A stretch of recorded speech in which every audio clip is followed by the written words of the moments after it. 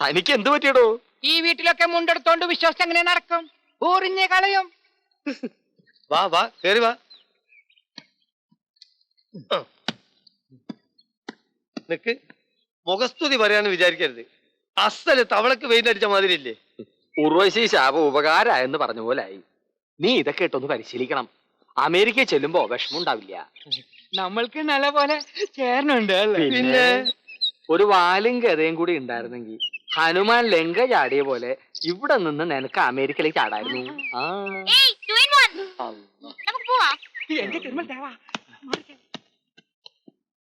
Kunjunni uncle, നമുക്ക് ഗായത്രി ആന്റിയുടെ വീട് വരെ ഒന്ന് പോവാം. രാജിക്കുഞ്ഞ് വന്ന വിവരം ഞാൻ പറഞ്ഞിട്ടുണ്ട്. എന്നിങ്ങോട്ട് വരും.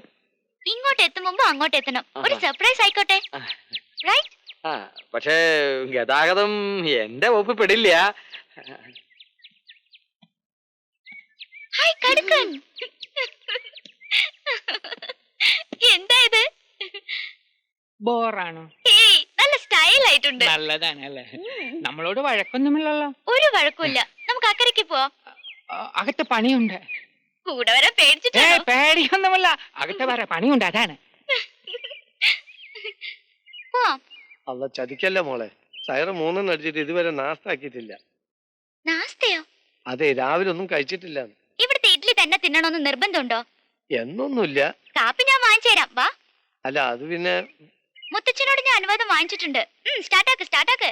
സ്റ്റാർട്ടാക്കാം. ഒരൊറ്റ മിനിറ്റ്, ഇതെപ്പ വരാം.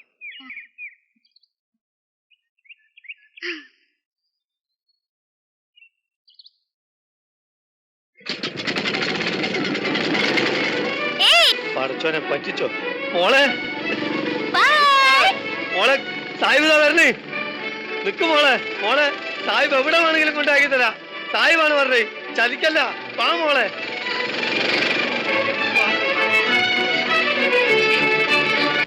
തന്നെ ഏൽപ്പിച്ച മുതൽ സൂക്ഷിക്കേണ്ടത് തന്റെ ചുമതലയല്ലേ? അതെ. എന്തെങ്കിലും അപകടം സംഭവിച്ചാൽ ആര് സമാധാനം പറയും? ബോട്ട് എടുത്തോണ്ട് പോയി കളിയുന്ന സ്വപ്നത്തിൽ പോലും കരുതിയല്ല. താൻ എന്തിനാ ബോട്ടിൽ നിന്ന് ഇറങ്ങിപ്പോന്നേ? അങ്ങേ കണ്ട് അനുവാദം ചോദിക്കാൻ വേണ്ടി. ഇനിയിപ്പോ ഓരോ ന്യായങ്ങൾ കണ്ടുപിടിച്ചോളും. പേടിയില്ലാഞ്ഞിട്ടാ. എന്റെ അനുവാദമില്ലാതെ ഇയാൾക്ക് പച്ച വെള്ളം കൊടുത്തു പോകരുത്. അവിടെ ഇരുന്നോ. ഇരിക്കാൻ.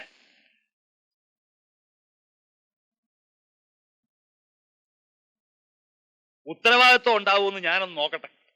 കുഴപ്പമൊന്നുമില്ല. ബോട്ട് വടക്കിടത്ത് കടവിലുണ്ട്. പടച്ചോൻ കാത്ത്.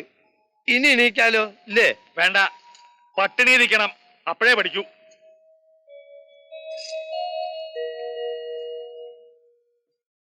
ഏവൂ, എനിക്ക് ഭക്ഷണം വിളമ്പൂ. നമ്മൾക്കും വിശപ്പെന്ന് പറഞ്ഞാൽ എന്താണ് വിശപ്പ്? വിശപ്പില്ലെങ്കിൽ പട്ടിണി ഇരിക്കാൻ എളുപ്പമാണ്.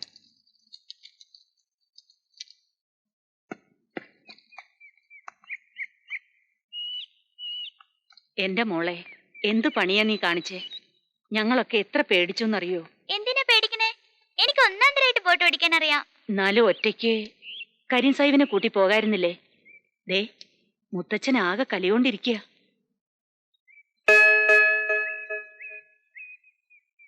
മുത്തച്ഛൻ വല്ലതും പറഞ്ഞോ? പിന്നെ പറയാണ്ട്. എന്താ പറഞ്ഞേ? കൊച്ചു കുട്ടികൾ ചെയ്യണ പണിയാണോ ഇതൊക്കെ? ഇനി ഇത്തരം കുറുമ്പ് കാട്ടിയ വന്നിടത്തേക്ക് എന്നെ പറഞ്ഞയക്കും. ഞാനാ വളം വെച്ചു കൊടുക്കണേ. ഓ, ഇനി പറയാനൊന്നും ബാക്കിയില്ല. മുത്തശ്ശനെ അറിയാണ്ട് പടിക്ക് പുറത്തിറങ്ങിക്കൂടെന്നാ കൽപ്പന. നിങ്ങളൊക്കെ എന്തിനാ ഇങ്ങനെ പേടിക്കണേ? അമേരിക്കന്ന് ഇത്രയും ദൂരം ഒറ്റയ്ക്ക് വരാമെങ്കിൽ ഈ പുഴയിൽ കൂടെ ഒരു കൊച്ചു ബോട്ട് ഓടിക്കണതാ വലിയ ആനക്കാര്യം. അയ്യേ, മുത്തശ്ശി ഇതുകൊണ്ടൊരു മാലയിട്ട് നമുക്ക് അയ്യപ്പന്റെ പടത്തിന് ചേർത്താം. ഞാൻ ഇത്തിരി വെള്ളം കുടിക്കട്ടെ.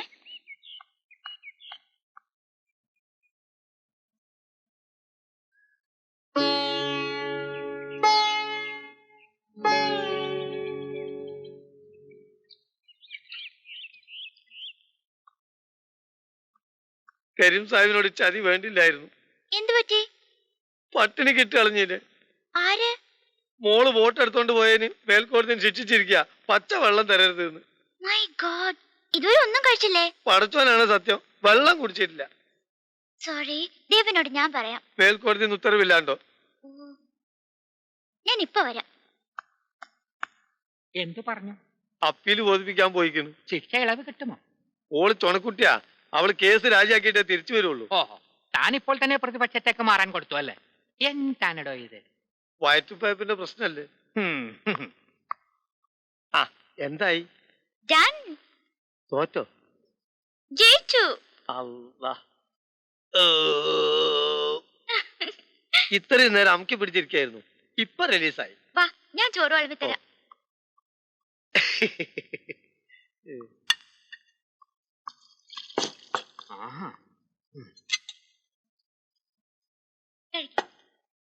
ദേവു, സാഹിബിന് വിളമ്പി കൊടുക്ക്.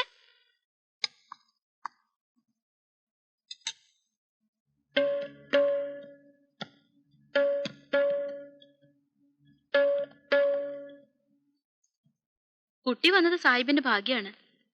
അവള് കുസൃതിയാണെങ്കിലും ആളൊരു മലക്ക. എന്ത് മലക്ക്? മാലാക, മാലാക.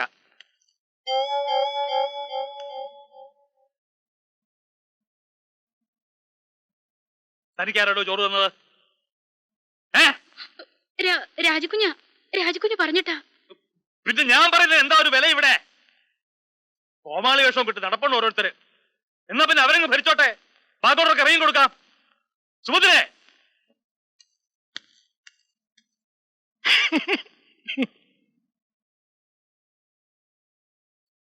ദീപം ദീപം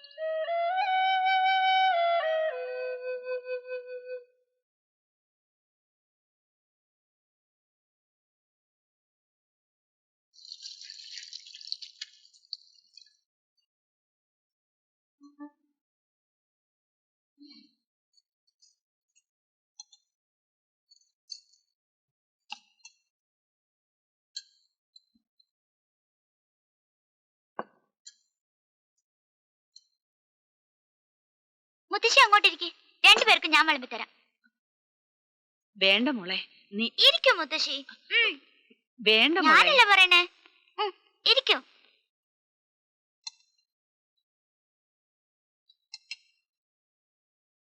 ഈ പതിവുകളൊക്കെ ഒന്ന് മാറ്റണ്ടേ? ആദ്യം മുത്തച്ഛൻ കഴിക്കുക, പിന്നെ മുത്തശ്ശി കഴിക്കുക, പിന്നെ വേലക്കാര്. ഇതൊക്കെ മാറ്റേണ്ട കാലം എന്നേ കഴിഞ്ഞു. അതെങ്ങനെയാ? ഈ തുരുത്തിന്ന് ആരെങ്കിലും ഒന്ന് പുറത്തിറങ്ങിയാലല്ലേ? രണ്ടുപേരുടെ ആദ്യത്തെ ഉരുള എനിക്ക്. ആ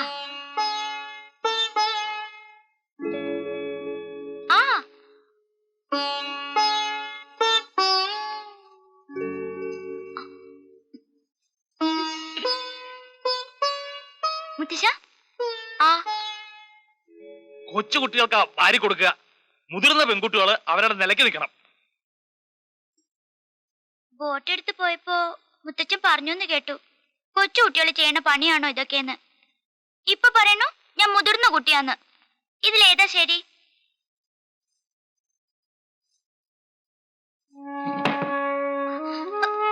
അയ്യേ, മുത്തച്ഛൻ പിണങ്ങി പോവാ.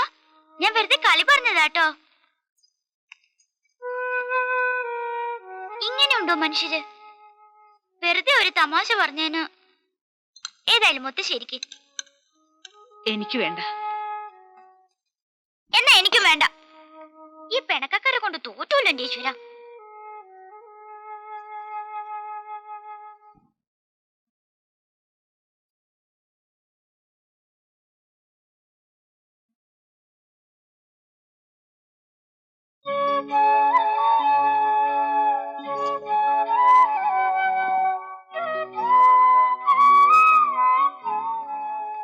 മോളെ,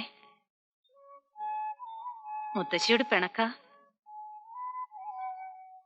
എന്റെ മുത്തശ്ശിയോട് ഞാൻ പിണങ്ങോ? മുത്തച്ഛന്റെ സ്വഭാവം നിനക്കറിയില്ലേ? എന്തെങ്കിലും കൊച്ചു കാര്യം മതി മിണ്ടാതെയും അത്താഴം കഴിക്കാതെയും ഇരിക്കാൻ. ഇത്തിരി കഴിയുമ്പോ അതങ്ങ് മാറുകയും ചെയ്യും. ഇതന്നെ ഡാഡിയുടെ സ്വഭാവം. ദാ മോളിത് കുടിക്കേ.